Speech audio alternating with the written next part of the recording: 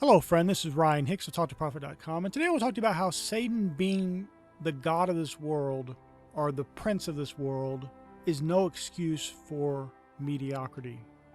An excuse I've heard from some professing Christians is that, well, we just can't be successful because, Satan's the god of this world. And that's based on 2 Corinthians chapter 4, verse 4, which does talk about Satan being the god of this world, and Jesus in John chapter 12, verse 31, calls him the prince of this world. But you see, the world there is not talking about the planet Earth, the globe, certainly isn't talking about the universe, it's talking about the social system. The people whose hearts and minds are in allegiance to Satan, in whom are called the children of the devil. He is the god of those people. He is the prince of those people, because he is their ruler, their leader. It's who they follow. That's why they keep sinning every day in thought, word, or deed, because he is the god of this world, of them, those people, that social system, that group of people, his children. But the children of God are not operating in the same constraints that the children of the devil are. And to just give up, roll over, and play dead because you perceive that somehow Satan has some advantage over you in this world is to be completely deluded.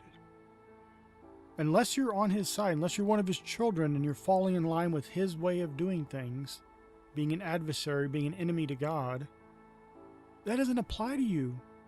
He's not your God. He's the God of this world. He's not your prince. He's the prince of the world. You're in a higher state than that because you're born again. You're operating in the will of God. And so you get the just rewards of that obedience to the Lord Jesus Christ. You have that prosperity, that abundance. Jesus didn't say, I came to give you mediocrity in that little tiny bit.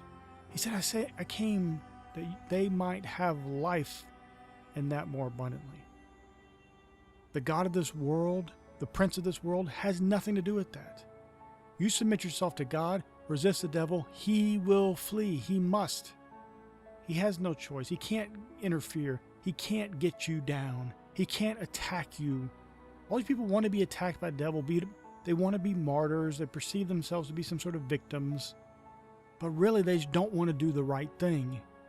They don't want to have to be the diligent man that is obedient to God, that is living a holy life, that is doing the right things that they should be doing.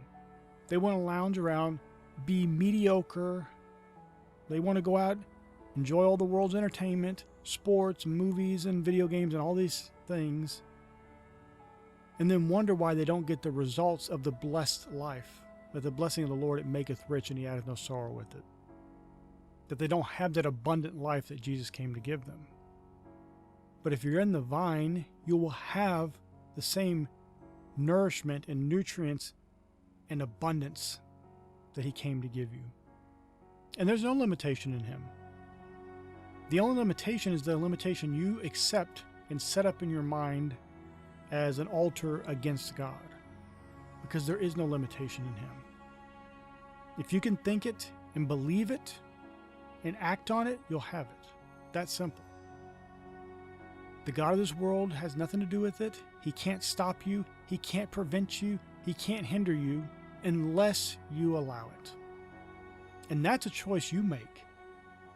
You can point to everyone else. You can point to the world. You can point to this and that. But you're the one choosing to accept mediocrity. And I know this is a hard saying. And I know people don't want to hear this, because they want to believe that their obstacles in life, that their hurdles, that their adversity they're experiencing are the result of Satan, or worse yet, they blame God. He's trying to teach them some lesson from these things.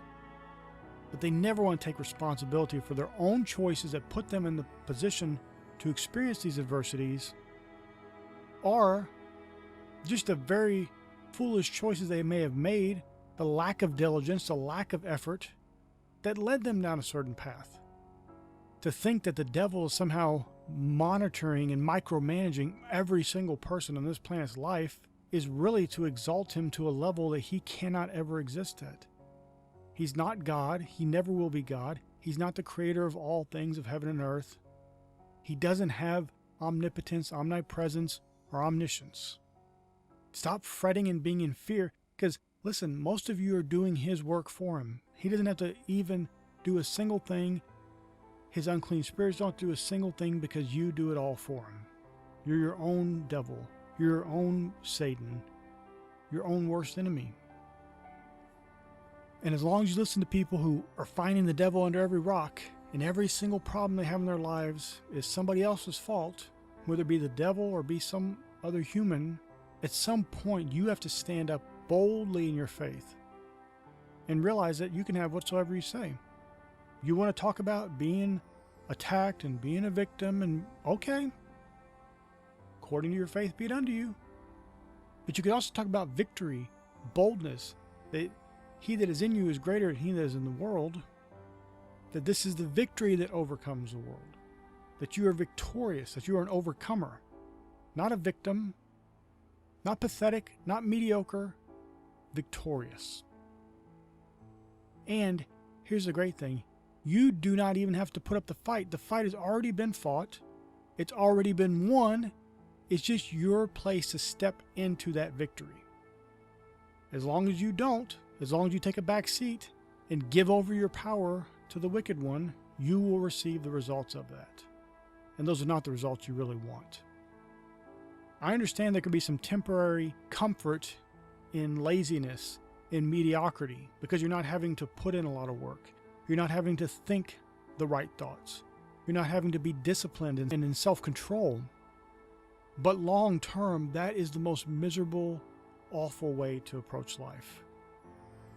It never ends in a good result, because the joy of the Lord is your strength, and you can't have the joy of the Lord in mediocrity and failure, because that has nothing to do with God. Don't accept that lie. Don't believe that you somehow don't have power in this life, that you can't have the victory, and that you don't already have the victory. It's up to you to choose it. Will you believe and walk by faith, or will you shrink back in fear and suffer the adversity of the enemy? My friend, it's up to you. Choose this day whom you will serve. Are you going to choose life and blessing, or are you going to choose death and cursing? The choice is up to you. My friend, I pray this is a blessing for you. May God bless you richly.